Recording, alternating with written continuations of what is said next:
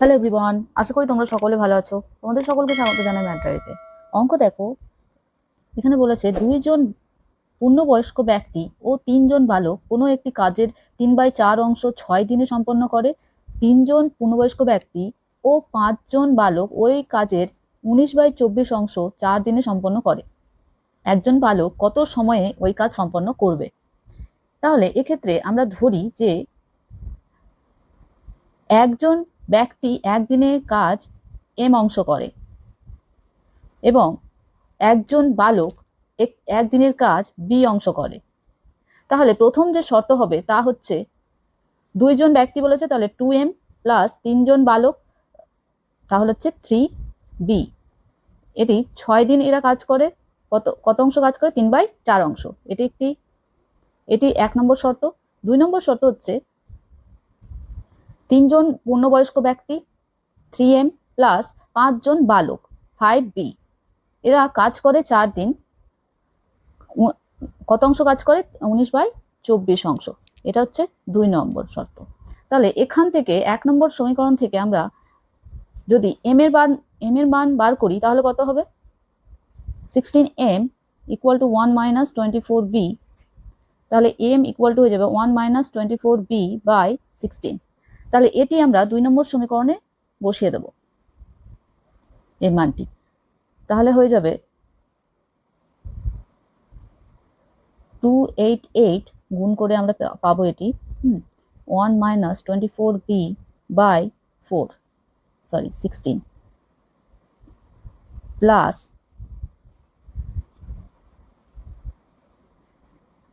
480b equal to 19। তাহলে এটি হয়ে যাবে 18 minus 432b plus 480b equal to 19। Calculation করে এটি আমরা পাবো।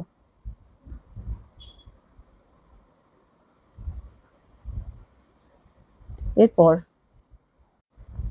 48b equal to 19 minus 18, b equal to 1/48।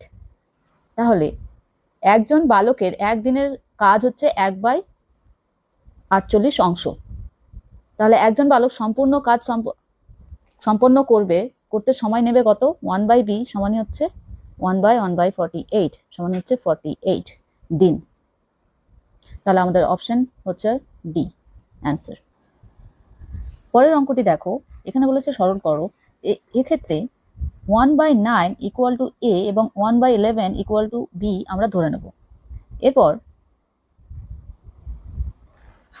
এটি কি হবে? তাহলে এক্ষেত্রে a plus b into a plus b minus c হচ্ছে by ab plus b plus c into b plus c minus a হয়ে যাচ্ছে বাই ab প্লাস নিচে হবে সি এ, উপরে হবে C plus A into C plus A minus B.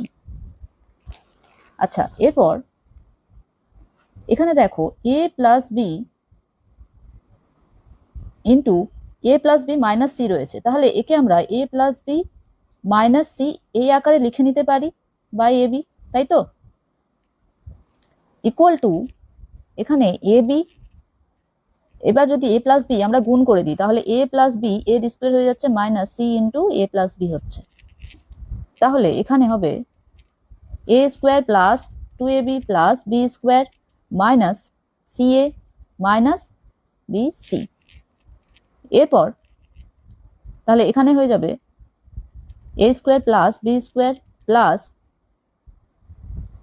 A B plus AC minus, আচ্ছা এক্ষেত্রে A B লিখবো না, এসি মাইনাস বিসি হলো plus 2ab by A B লিখে নিলাম। তাহলে এ বি কেটে যাচ্ছে, তাহলে কি হয়ে যাচ্ছে? তাহলে হচ্ছে A square plus B square plus AC minus BC by A B plus 2। তারপর দ্বিতীয়টির ক্ষেত্রেও সেমই হবে, এমনটাই হবে।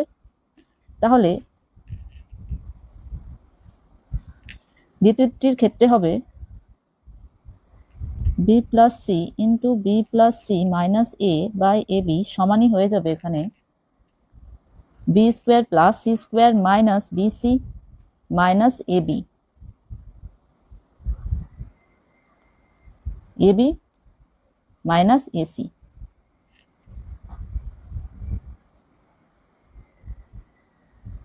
By BC plus 2। এরপর C plus A into C plus A minus B by C A সমানই হয়ে যাবে C A C square plus A square minus BC minus A B plus 2। এরপর সবগুলোকে আমরা যোগ করে নেব। তাহলে যোগ করে নিয়ে কত দাঁড়াবে?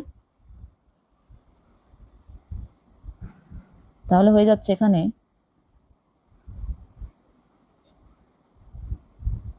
এ square plus B square plus minus AC minus BC by A B plus 2 plus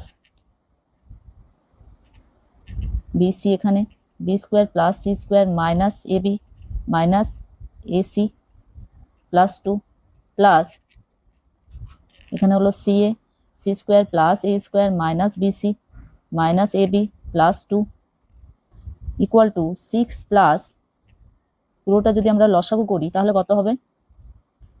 A B C. এরপর C into A square plus B square minus C A minus BC plus A into B square plus C square minus A B minus AC plus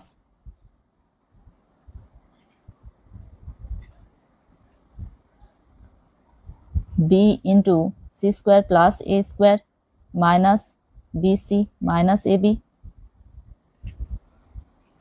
এরপর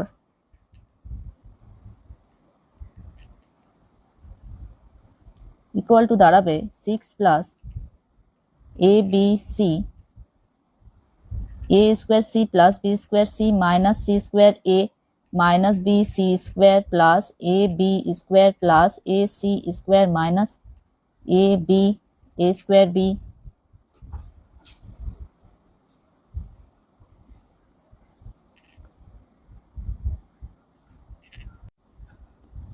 minus A square C plus B C square plus B A square minus B square C minus A B square.